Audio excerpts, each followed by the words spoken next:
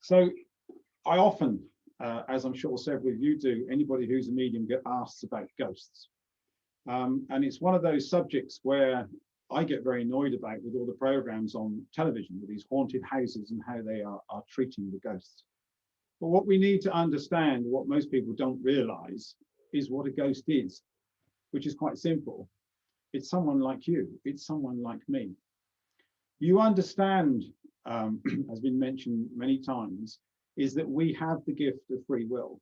God gave us the gift of free will to think what we want to think and to do what we like. And in our lives, that's why we can do good things or bad things. We're not told off. We have free will. We're told that God will love us no matter what we do. And eventually we can draw closer to him. But with a ghost, you think, what is happening there? If you think of the normal situation, is when someone passes over, when someone dies, normally they will pass and go on to the next world. And as we all understand, how we've lived our life depends where we go to. And as I've explained before, often when people die for a couple of weeks, they often are close to their relatives, close to their loved ones, and are sensed by them quite often before they move on. But what happens is sometimes you get people who have, they've died in their house, but they haven't moved on for various different reasons. And what happens with is quite simply, because they've died, they still have the gift of free will. And they don't have to move on. They're not forced to move on. This is not what takes place. With the majority of people, it happens very, very naturally. And all I can really talk about is the situations that I've come across. And some of this is not what I expected to take place. Normally, when I come across situations, it can be where someone is confused. It can be where someone doesn't want to leave.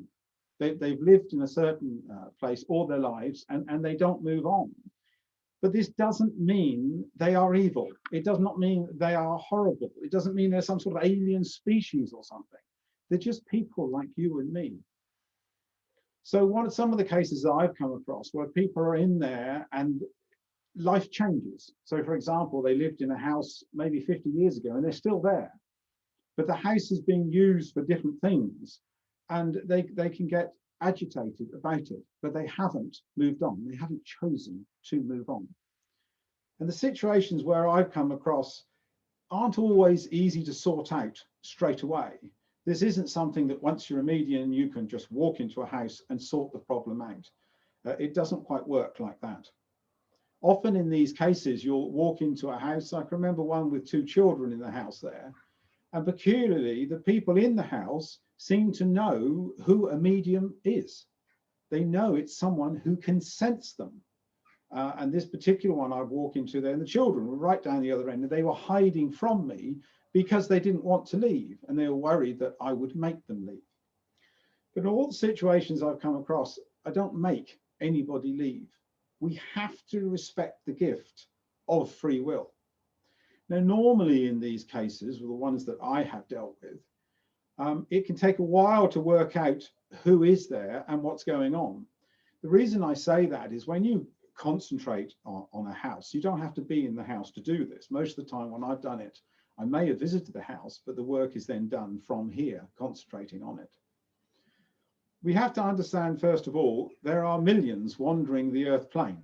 Those who have passed over to the other side perhaps haven't left, some who are coming back again to visit others. My point being, if you concentrate on a house that may or may not have a ghost in it, you may sense various beings there, you may sense various presences there, you may sense loved ones from the other side who are coming back to help those that they have left behind. That doesn't mean they're a ghost, that doesn't mean there's a problem. So with all your senses and understanding, it can be difficult to work out what is going on with these places. Eventually, it slowly becomes clear what is going on. And with the ones that I've dealt with, it's fascinating in as much as once I understood what's going on, the easier ones to deal with is when I can then, it seems very strange that one can do this, is ask for people they knew to come back again. And when I've done this, I've seen them come back and stand next to the person in this house who may have been there for 50 or 80 years. And I've seen them talk to each other, not hearing the words. They've spoken to each other. And they've explained to this person that we all describe as a ghost who's been left behind, that there is a future, that they can move on. And I've watched this taking place. And the person who was left behind there, I've seen them wave to me and say goodbye, and they've moved on. The point is, it's then their free will to move on to the next world. And then they leave, and then there's no problem whatsoever. Some of the ones I've come across where there are children in houses and they've been there for a very long time, it can be more difficult, but the same thing takes place where I've asked more children to come in and I've seen this happen. One of the questions you're probably going to have straight away is the question that I've always got with this, and it's to do with free will. You would think if someone's staying in a house and they really need to move on wherever they are, you would think that spirit, those in spirit, would draw close to them and say, come on, you need to move on. But the point is they have free will and they don't want to move on. Therefore, they have put barriers around themselves. So those in spirit find it very difficult to draw close to them.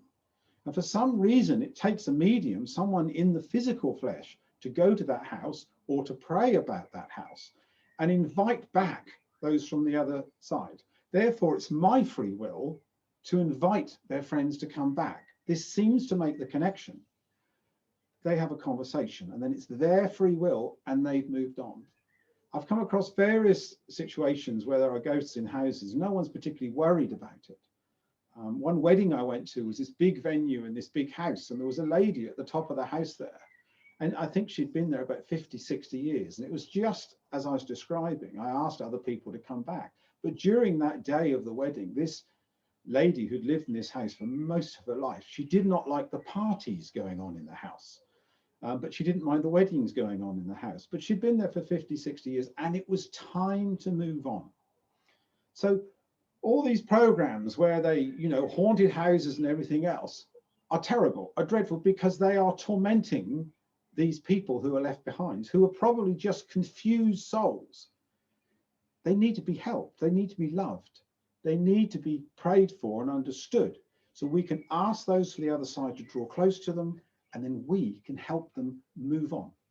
So at the end of the day, someone asks you about a ghost. There's someone like you, there's someone like me, but they didn't want to move on. They may not have believed in the afterlife. They may not have believed in anything at all. They could be confused souls. They could be someone who died very quickly and don't realize that they have passed on. Many, many different reasons, but they can all be helped. That is what a ghost is, simply someone like you and me, but they need some help, they need some love, and they can be moved on. If you have any questions about this sort of thing, please do get in contact with me and I'll do what I can. Right, let me just